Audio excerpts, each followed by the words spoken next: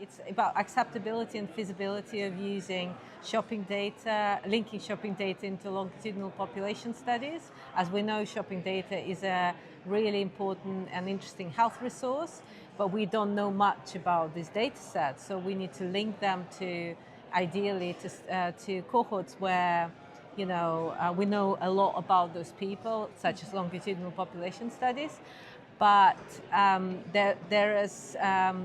those cohorts are really protected groups of people, and the studies really care about how to approach their participants, because if they do something wrong, participants just leave, and then that nothing will happen. So we're working out the ways to explain our research to participants, also working out infrastructural and legal basis, how to link the data into the studies with the studies and with public contributors, which Alice can talk about. Yeah, so that's what I'm working on.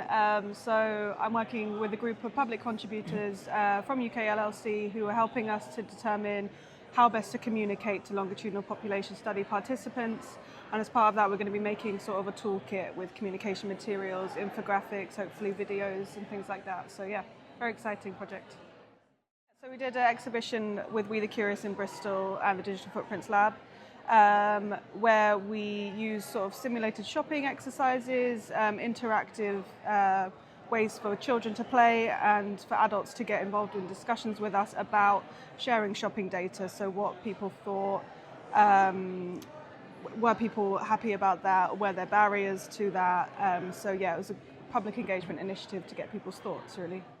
We had over 30,000 people coming, interacting with it and providing their opinions that we now use for research or to modify our practices, also sharing with others. So Alice is writing a paper to summarize those kind of learnings so we can then build on it as a research community. I think for me the most exciting part is the innovation, to see where it can go next, what data can be used and for what purpose. And for me, working in the sort of public involvement side of things, I think it's interesting to see how people's opinions evolve over time and about different types of data as well. So yeah, that's the exciting part for me. Yeah, for me, the most exciting thing is it's a new window in people's behavior and lifestyle choices that we didn't have before. As a behavioral scientist, we would study those choices through surveys. For example, we will ask you, how much fruit and veg do you eat, or what kind of, how much medication do you take? But people don't tend to remember those things, or maybe misrepresent.